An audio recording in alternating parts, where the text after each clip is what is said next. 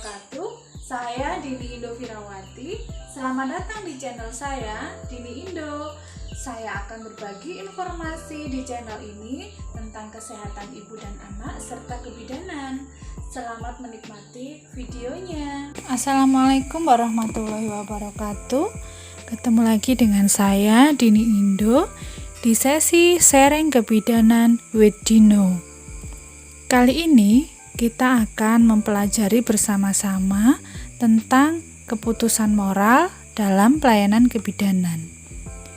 Bidan sebagai seorang provider kesehatan tentunya harus kompeten dalam menyikapi dan mengambil keputusan agar sesuai dengan standar asuhan dan kewenangan bidan. Keputusan yang diambil bidan sebaiknya berlandaskan moral. Oleh karena itu, kita perlu mempelajari teori moral terlebih dahulu. Teori moral yang akan kita pelajari mulai dari pengertian moral. Moral berasal dari kata Latin mores, yang artinya tata cara dalam kehidupan, adat istiadat, kebiasaan. Moral pada dasarnya merupakan rangkaian nilai tentang berbagai macam perilaku yang harus dipatuhi. Moral merupakan kaidah norma dan pranata yang mengatur perilaku individu dalam hubungannya dengan kelompok sosial dan masyarakat. Moral juga merupakan standar baik buruk yang ditentukan bagi individu, nilai-nilai sosial budaya, di mana individu sebagai anggota sosial. Sedangkan pengertian teori moral yaitu sikap dan perilaku individu yang didasari oleh nilai-nilai hukum yang berada di lingkungan tempat dia hidup. Jadi, individu dapat dikatakan memiliki teori moral jika sudah hidup dengan mentaati hukum yang berlaku di tempat dia hidup. Tahap perkembangan teori moral menurut Loren Kohlberg yaitu ukuran dari tinggi rendahnya teori moral individu berdasarkan perkembangan penalaran teori moralnya. Teori perkembangan moral yang dikemukakan oleh psikolog Kohlberg ini menunjukkan bahwa perbuatan moral bukan hasil sosialisasi atau pelajaran yang diperoleh dari kebiasaan dan hal-hal lain yang berhubungan dengan norma budaya. Ada beberapa istilah dalam pelajari moral, yaitu moralitas, yang merupakan aspek kepribadian yang diperlukan seseorang dalam kaitannya dengan kehidupan sosial secara harmonis, adil, dan seimbang.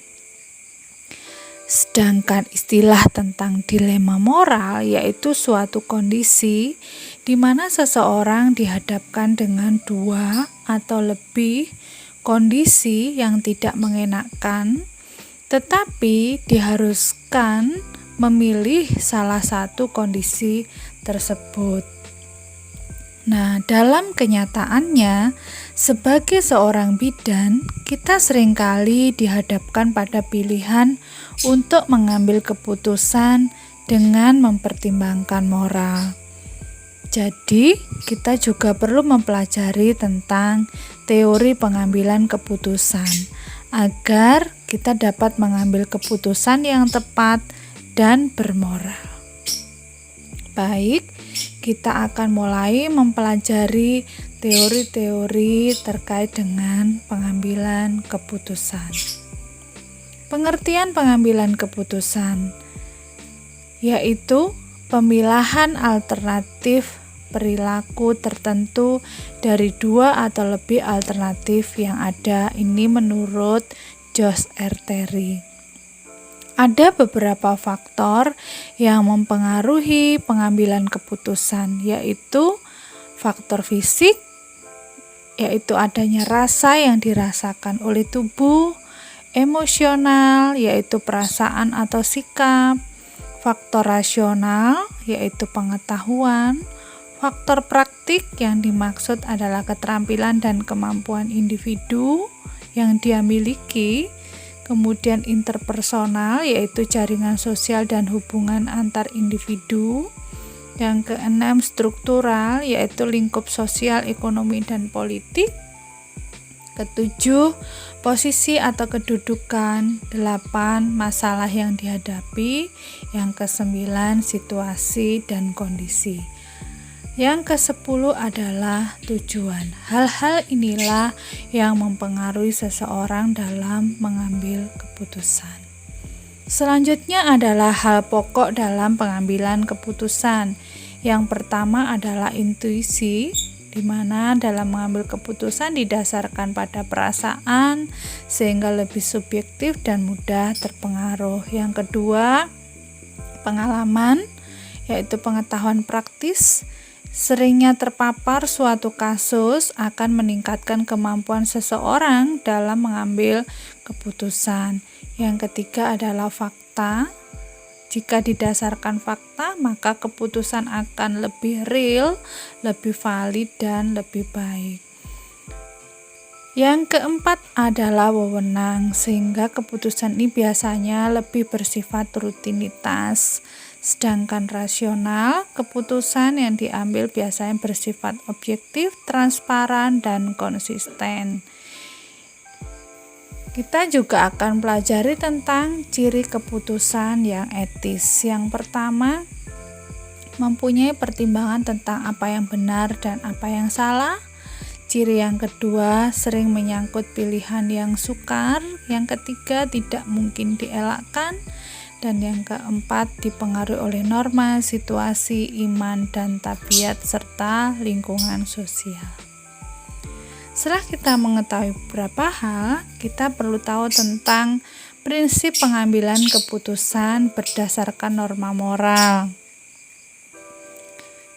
Nah, untuk mengambil keputusan yang berdasarkan moral ada 3 standar menurut Kant. Yang pertama adalah bersyarat kesemestaan, yang kedua menghargai pribadi, dan yang ketiga otonom. Baik, kita akan pelajari satu persatu. Bersyarat kemestaan. Dalam hal ini, prinsip yang dipegang adalah untuk mengetahui apakah tindakan itu bermoral atau tidak, maka kita gunakan pertanyaan, apakah kaidahnya nanti dapat diuniversalisasikan atau tidak. Jika kaidah itu dapat diuniversalisasikan dan dapat diterapkan untuk semua orang, maka tindakan tersebut dapat dikatakan baik menurut moral. Namun, jika keputusan itu hanya baik bagi diri sendiri atau bagi sekelompok orang, maka tindakan itu bukanlah termasuk tindakan yang menganut prinsip moral.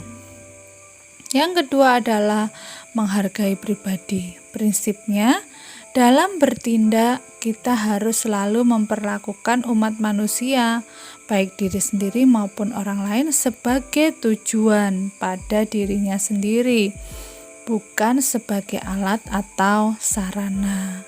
Kita tidak boleh menjadikan diri sendiri ataupun orang lain sebagai alat.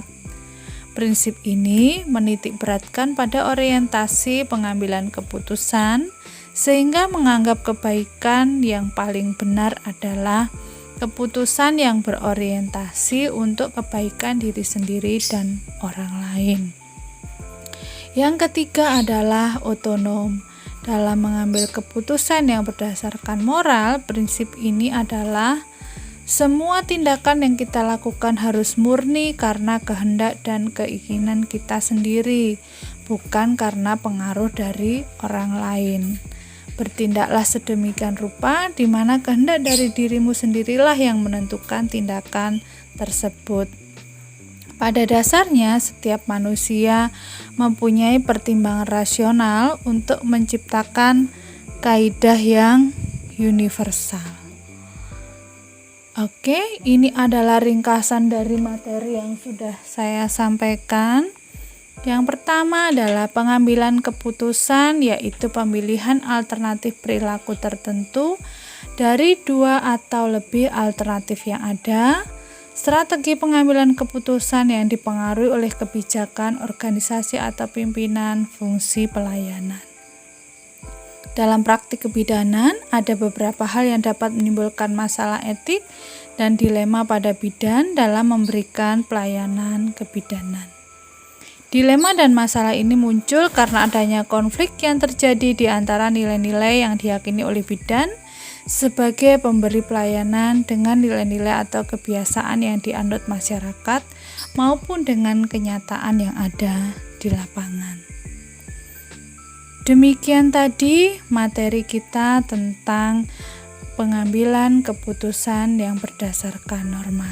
Terima kasih, semoga yang saya sampaikan bermanfaat. Terima kasih sudah menonton video saya.